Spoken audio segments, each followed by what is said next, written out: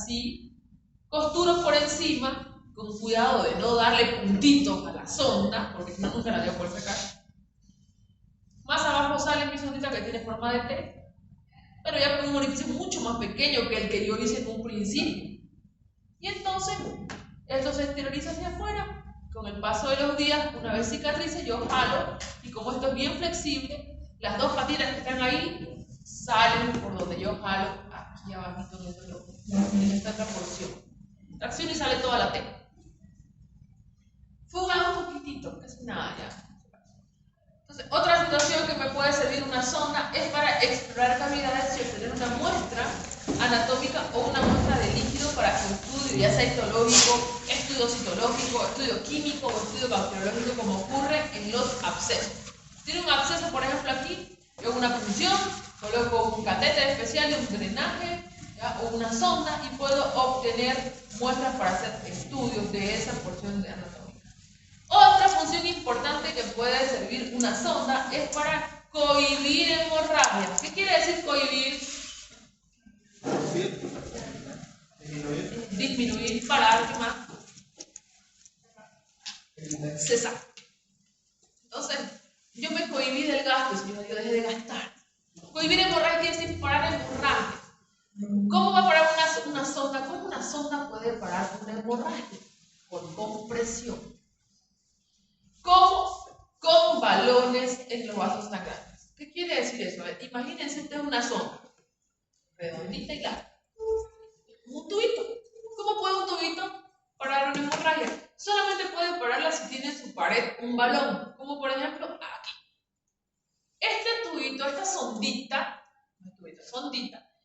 tiene la cualidad de que se infla un globito a su alrededor. Bueno, son dos globitos. O balones. Uno que parece un choricito así largo y otro que parece un redondito. Cada uno de estos balones tiene su propio canal interno dentro de la sonda que conecta hacia una propia saliente, ¿ya? O una luz propia, como es esta de aquí. Esta sonda se llama sonda de Sengstack-Blackmore. Es una sonda muy utilizada en las emergencias quirúrgicas. Esta sonda tiene la cualidad de tener varias vías o varios lúmenes que van a dar lugar, primero, a inflar un balón redondito que se llama balón gástrico, un balón larguito que se llama balón esofágico, que parece un dedito, y además estos lúmenes pueden conectar hacia la punta de la sonda donde hay un orificio, y también en la parte media hay otro orificio. Les explico. Cuando las personas vienen por algo que se llama úlcera esofágica o varices esofágicas rotas, ¿tiene un marcador, por favor? Yo. Patologías como por ejemplo cirrosis hepática, que nos da hipertensión portal, va a producir a nivel de la unión gastroesofágica algo que se llaman varices esofágicas. ¿Conocen las varices? Sí. Como la que tienen en la pierna, lo mismo pasa que en la unión gastroesofágica. ¿Producto de qué? Del aumento de la presión a nivel portal, de que el hígado está teniendo alguna enfermedad, como por ejemplo la cirrosis. ¿Qué va a pasar con estas varices esofágicas? Cuando son mucha la presión, hipertensión portal, mucha, se empiezan a dilatarse, se hacen gruesas, que son venas dilatadas nomás. Pero llega un punto en que esas paredes de las venas ya no soportan más y se laceran o se rasgan y producen salida del contenido de la vena. ¿Qué viene la vena? ¿Qué va a salir profusamente por aquí? Un sangrado, que la persona va a vomitar sangre. Se llama hematemesis. Entonces, cuando haya un cuadro de hematemesis profuso, así usted sospecha tal vez haya esto. Entonces, cuando esto pasa, nosotros usamos esta sonda de Sengstack-Blackmore. Metemos la sonda hacia el estómago, la sonda entra por la nariz, a veces no la pueden meter por la nariz, la ponen por la boca, llega hasta aquí. Aquí en la puntita va a tener un orificio donde yo voy a poder aspirar y ver si estoy o no en el estómago. O puedo meter aire por la luz que conecta a este orificio con una jeringa, meto un poquito de aire y con el estetoscopio escucho. El estómago. Porque yo topográficamente sé dónde está el estómago. Con el epigástrico. Ya llegó el aire. Quiere decir que entró aire. Una vez que me meto la sondita y compruebo que está en el estómago, insuflo el balón gástrico. El balón gástrico se va a insuflar así.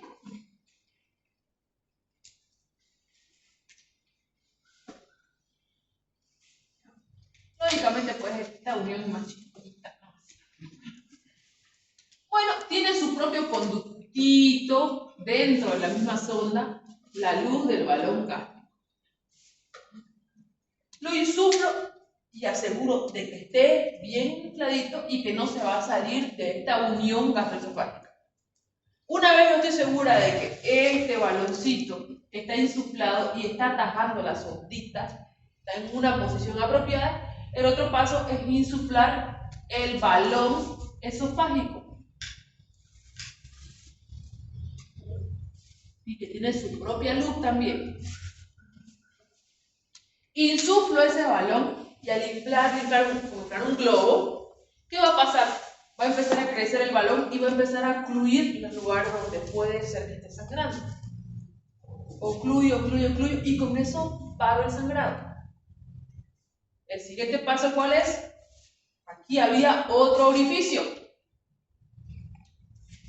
A nivel arriba de este balón va a haber un lumen, una luz, un orificio, que tiene también su propia luz, su propio lumen, su propia vía. Y por ahí yo voy a poder aspirar con una jeringa para verificar si hay sangre aquí arriba, si tal vez las varices no están bien tapaditas. ¿Ya? Tal vez tengo que inflar un poquito más este balón para que tape bien, porque si hay sangre por aquí va a escurrir por arriba ya que esto está tapado. ¿Se entendió hasta aquí? Eso es lo que se hace con este tipo de sonda, la manera en que se procede. ¿Quiénes usan esto? La gente que la sabe usar, personales de emergencia, que tiene experiencia con estas sondas o cirujanos, tienen experiencia con estas sondas. Antes de usarla, lógicamente hay que probar que todas las lúmenes estén funcionando, que no se rompan cuando insuflemos, porque se rompe, por ejemplo, este ya no sirve de nada, ya se mueve la posición de la sonda. Si este baloncito al insuflar no se rompe, también ya no sirve de nada. Esto solamente es una medida de salvataje mientras este paciente llega a manos de un endoscopista que agarre y que busque dónde está el sangrado y cauterice la zona de sangrado o lo ligue los vasos sangrados. Esto es un tapón mientras se resuelve la emergencia, porque como es un sangrado tan profuso, el que se produce, las personas se choquean muy rápidamente y fallecen por un shock hipovolémico. Entonces, esto es para salvar la emergencia hasta que llegue a manos del gastroenterólogo, hasta que se le ponga sangre, levante la presión, mejore un poquito la hemodinamia y luego se lo pueda resolver. ¿Entendió? Para eso se usa este tipo de sonda. Por favor, gracias. Bueno, entonces la sonda me sirve para cohibir hemorragias por compresión con balones de los vasos sangrando. Ahí vemos en la imagen cómo entra la sonda, insufla a nivel del baloncito, miren, gástrico, y puede uno ubica donde están las varices y ahí puede tapar.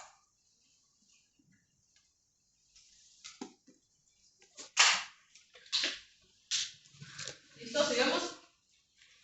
Todo este recurso, la sonda, la cánula, los catéteres, los drenes o drenajes, pueden necesitarse en cualquier etapa de la atención de un paciente quirúrgico, ya sea en el preoperatorio, transoperatorio y postoperatorio, ya sea normal o complicado.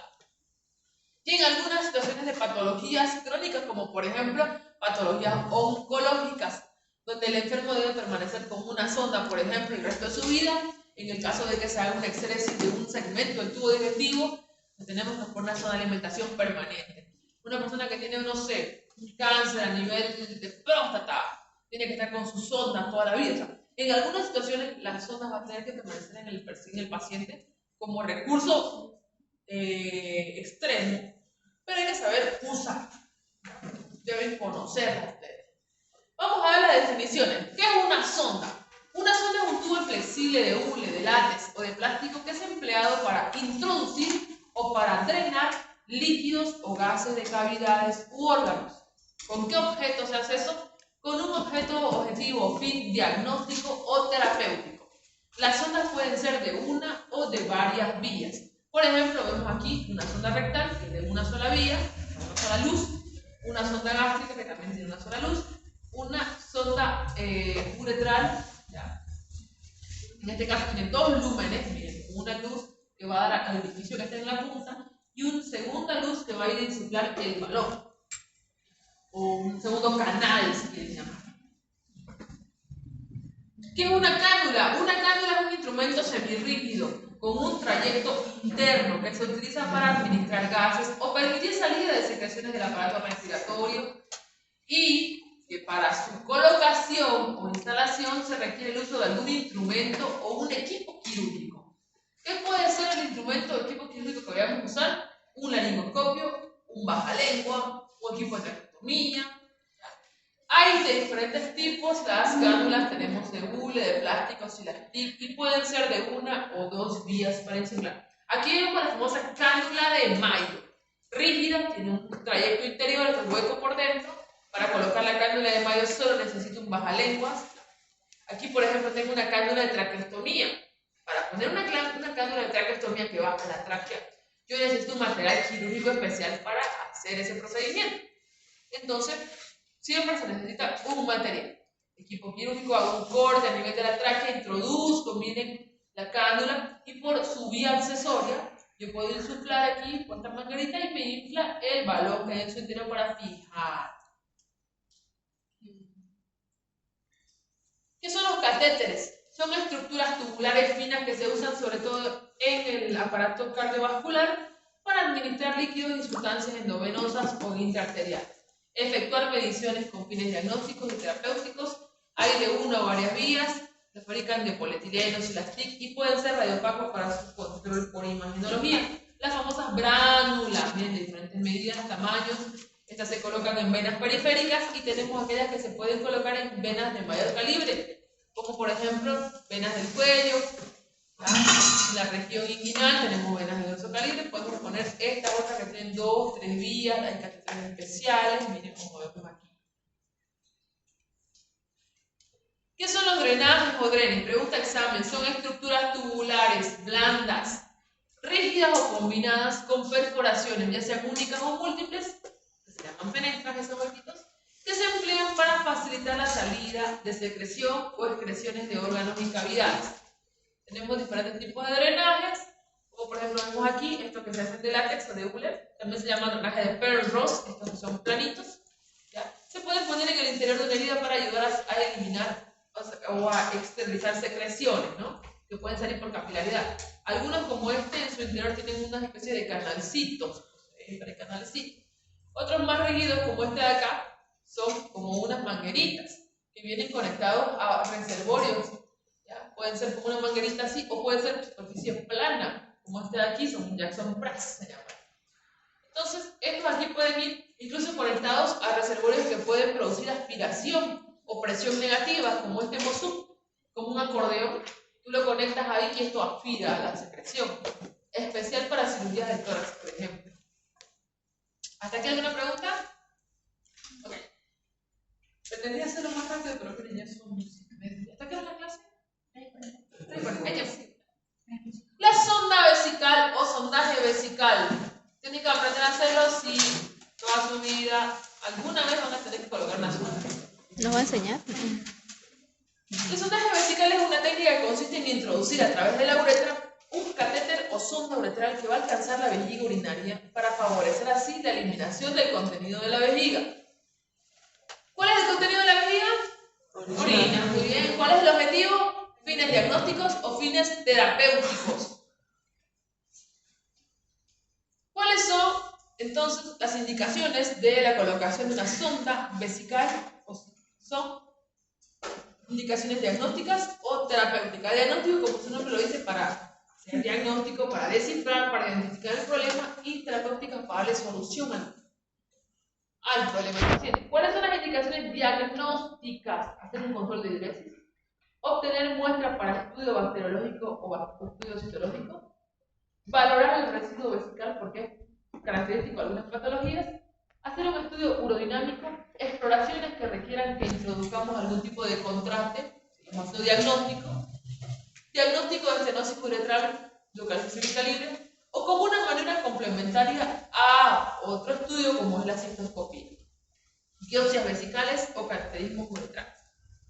Todo esto es pregunta de examen por si acaso. Indicaciones terapéuticas. ¿Cuándo hago la colocación de la sonda para resolver un problema? Cuando tengo retención aguda o retención crónica de orina. Cuando preciso que esa vejiga repose después de una cirugía. Cuando yo necesito meter a través de la sonda algún medicamento que va a ser importante para algún tratamiento, como por ejemplo lesiones neoplásicas o lesiones inflamatorias. O tal vez el tratamiento sea dilatar la uretra como solución del problema, como ocurre en las estenosis uretrales. Esto se puede hacer con sondas semirrígidas, bujías o dilatadoras. Dejamos esta opción solamente en manos de los urólogos, por favor. Usted como médico general no debe hacer este tipo de terapéutica. ¿Ya? ¿Cuándo no colocar una sonda vesical? Contraindicaciones. Cuando usted sospeche que hay una rotura de uretra postraumática, ejemplo, accidente de tránsito, donde se produjo un golpe a nivel de la pelvis, tiene fracturas de algún hueso de la pelvis y además usted ve sangre a través de la uretra, sospeche que algo se rompió ahí. Usted le mete la sonda y si era pequeñito la hizo más grande la lesión. Así que mejor no ponga sonda. Sospecha de estenosis de uretra, ya, no ponga, solamente esa opción es para el urólogo, ¿no? Contraindicaciones cuando tenemos esclerosis del cuello de la vejiga o célula prostática severa, un daño muy importante ahí como la esclerosis. Quiere decir una fibrosis muy importante. Uretritis aguda. Todo lo que termina en itis es inflamación, o sea que está inflamada la uretra como por una infección aguda. Cistitis, prostatitis o tengamos un absceso o flemón periuretral. Infección alrededor de la uretra, ¿ya? Si hay una infección ahí y usted pone una sonda va a arrastrar la infección hacia adentro. No lo haga, no ponga eso. Son contraindicaciones. Ahí vemos prostatitis. Lesiones uretrales que usted vea sangrado a través del meato urinario. Sospecha de un traumatismo uretral, no coloque sonda. ¿Qué voy a usar para poner una sonda? Vamos a necesitar guantes estériles, sonda o catéter vesical estéril, lidocaína en gel, jeringas, una bolsa colectora de orina, gasas estériles, solución antiséptica como polidine tópico o clorhexidina acuosa, agua destilada o solución fisiológica y una jeringa ¿no? Para poder colocar. Vamos a ver ahora la sonda, para que todos la conozcan. La sonda o catéter uretral es esta. La sonda clásica tiene solamente dos lúmenes. Un lumen, este de aquí que está con número 2, que tiene un canal interno y está exteriorizado a este pequeño orificio que está en la punta. ¿Ya? Tiene su propio canal. Y un segundo lumen que está conectado a ese canalcito hacia la porción final, no es la porción distal, cerca de la porción final, donde se insufla un globito o balón. Las sondas vienen de diferentes tamaños y medidas. En esta porción de acá, donde está el embudo colector, esto se llama embudo colector, podemos ver la medida de la sonda y podemos ver en dos tipos de sistemas de medición. Tenemos el sistema francés y el sistema americano. Tiene 6 milímetros de diámetro la sonda según el sistema americano y según el sistema francés se denomina 18 French. Vamos a ver la relación. En el catéter de acá, o en el lumen de este lado, lo que vemos es un caucho, un tapón de goma que se debe pinchar para poder insuflar el globito. La mayoría de las veces este tapón viene con la medida de capacidad máxima que soporta el balón. Aquí dice 10 ml, es lo máximo que usted puede insuflar aquí de aire o de agua. Las sondas, la mayoría de las veces, casi todos los catéteres, usted le va a encontrar el diámetro de la sonda medida en escala francesa. Se llama French, escala francesa. Y la relación con los milímetros es de que un French es igual a 0.33 milímetros. De allí que, miren, 3 French, 4 French, 5 French, y aquí vamos a ver la relación con los milímetros. Mientras más chiquito es el número, más chiquita es la sonda. Mientras mayor es el número, mayor es la sonda. En el caso de las sondas vesicales. ¿Ya?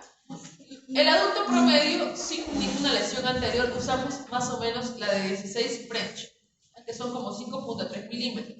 Si ya le han puesto sonda a esta persona, probablemente la siguiente vez que le pongan sonda, la de 16 le va a quedar chica, va a tener que usar una 18. ¿Ya? Si es un adolescente, use más chica, use un 14. Si es niño, use 10. Así vamos disminuyendo la medida. ¿Ya? ¿Qué tipo de sondas existen? La más común que utilizamos porque es flexible es la sonda Foley y es barata. Es una sonda que puede ser recta de 2 o puede tener una tercera vía, ¿ya? Para hacer lavados, vamos a ver ahora eso. En ambos casos, esta sonda tiene en la punta un baloncito. La de 2 vías para pacientes en general, para hacer vaciado vesical o también sirve para dejarla la sonda en el paciente cuando tenemos sospecha de una patología urinaria. La de 3 vías se usa en la hematuria, vamos a ver enseguida qué es eso. ¿Ya? Esta es la sonda Foley. Cuando queremos una sonda un poquito más rígida, usamos la sonda Nelaton, un poco más dura, y solamente sirve esta sonda para hacer un vaciado de la vejiga y luego retirarla. No se la deja porque es muy rígida. Y solo tiene una luz, una vía, no tiene balón. Muy usada en los niños, en los bebés. La colocan una sola vez para obtener la muestra y luego la retiran. En cambio, para dejarla la sonda de manera permanente, usamos una sonda más blanda de látex, como es la Foley. Las medidas de la sonda dijimos que eran de diferente tamaño y también se relacionan con colores. Por si acaso se les borra el número, usted puede ver el color y sabe qué tipo, qué número de sonda es.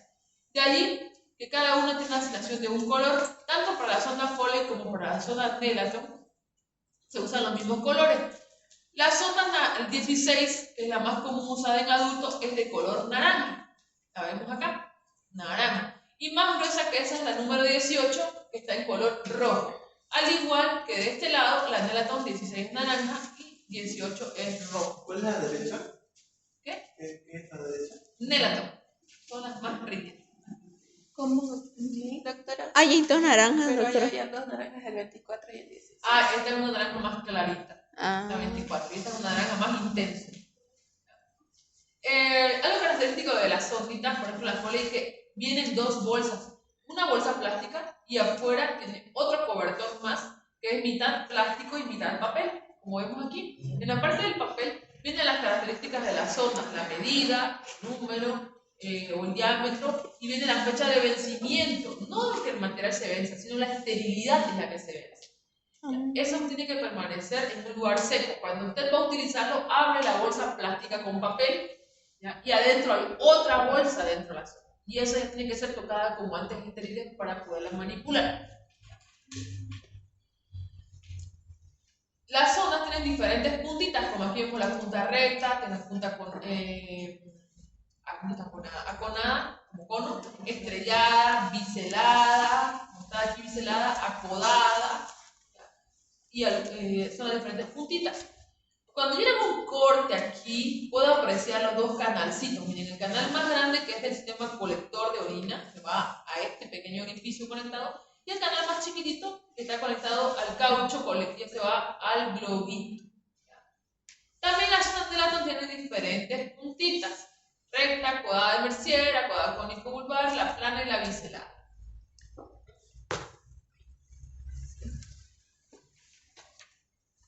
La técnica. Primero hay que informar al paciente. Usted no puede hacer nada sin preguntar el consentimiento de la persona. Preparar y verificar el material necesario. Posicionar al paciente en una posición cómoda, de preferencia en decúbito dorsal, o sea, echado. Hacer la asepsia y la antisepsia. ¿Qué quiere decir eso? ¿Qué es la diferencia entre asepsia y antisepsia?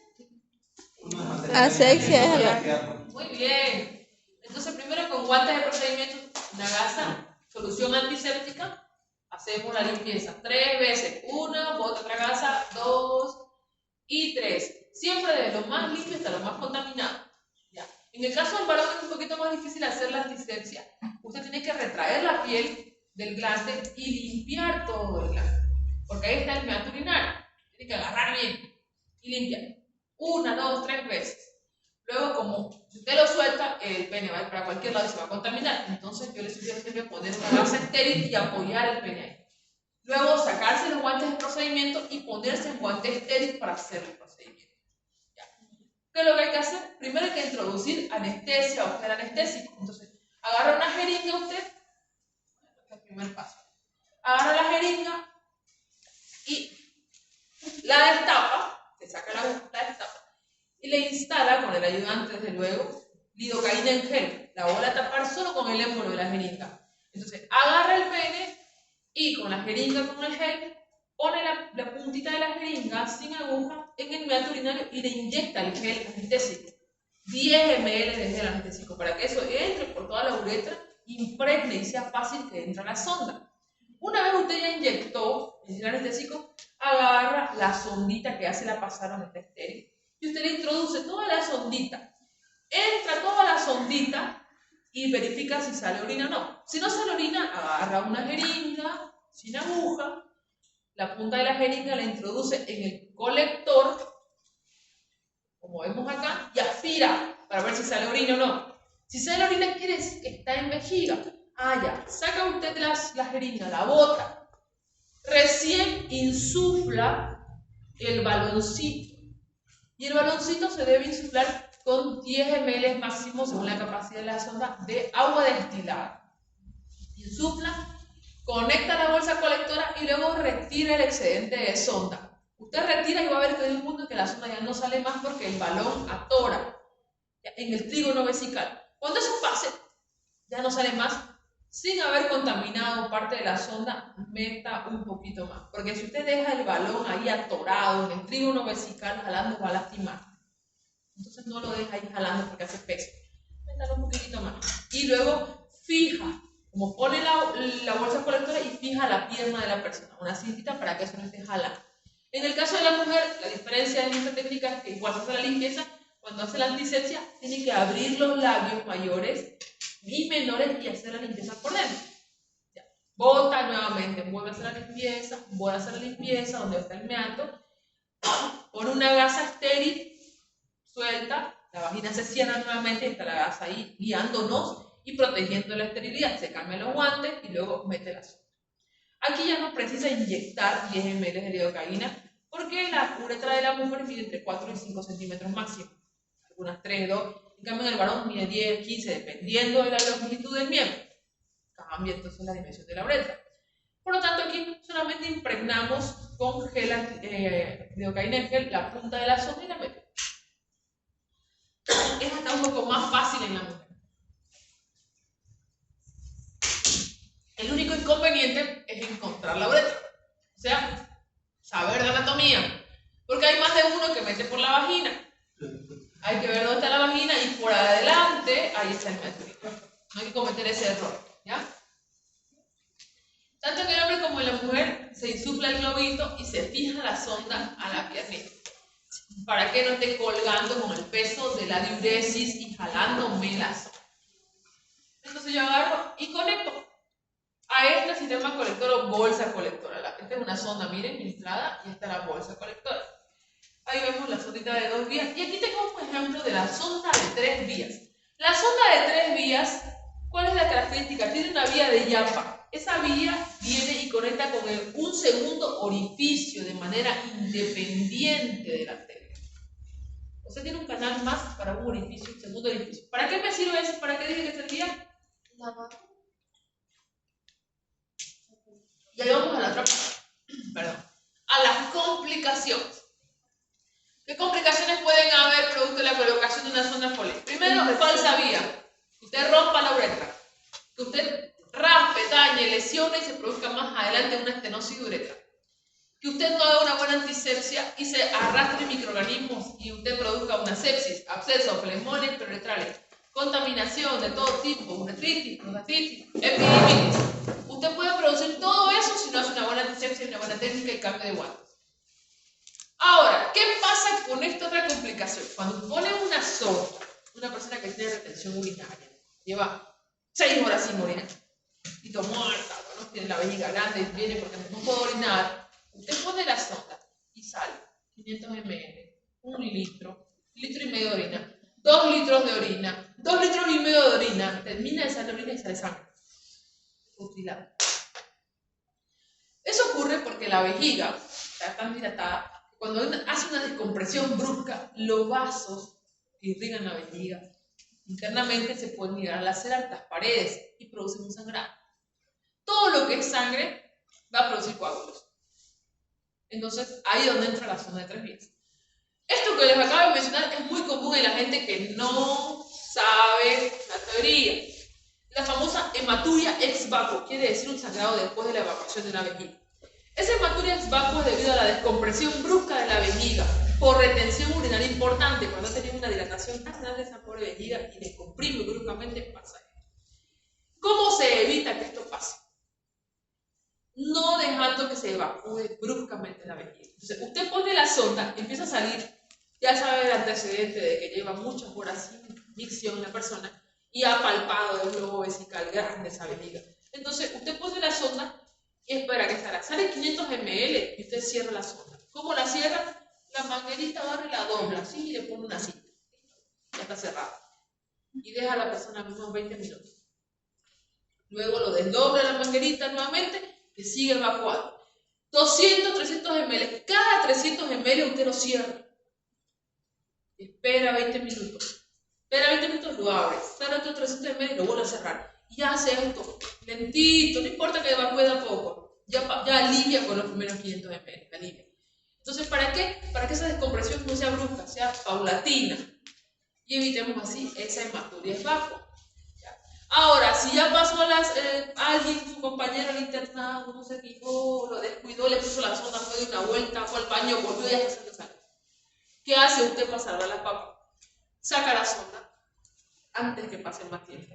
Pone una sonda de 3 vías, o pico de flauta también se llama porque tiene 2 huequitos en la punta. 3 vías, una vía es para inflar el globito, otra vía es para conectar la bolsa colectora y la tercera vía para sacar los líquidos. Para hacer lavado. Coloco un suero fisiológico frío, conecto con un equipo de suero directamente ahí a esa tercera vía y meto a chorro suero frío. Entra suero, hace el lavado de la sangre y va a salir por el otro lumen a la bolsa colectora. Se va a llenar su bolsa colectora de castrato y cabrín y enjuagar. Cambia. Entre 10 y 15 sueros hay que meter. Lavar. Y llamar al urólogo para que venga a dar su firme y su sello, ¿no? Y si es que hay que operar o algo. Hay que hacerlo sí. ¿Por qué? Porque sale sangre. Nadie hace esto que les acabo de mencionar. Los coágulos hacen que se tape la uretra. A nivel del trigo no se taponea y no sale ni con magia. Esos coágulos se endurecen.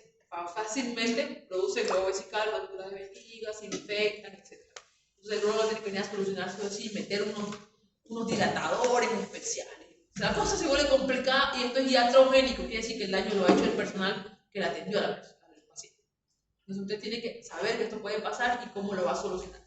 No es pecado a veces hacer una descompresión brusca, a veces no es culpa de uno. La enfermera usted la deja ahí, ya hizo el estrago o lo hace a veces la enfermera. Usted tiene que saber resolverlo.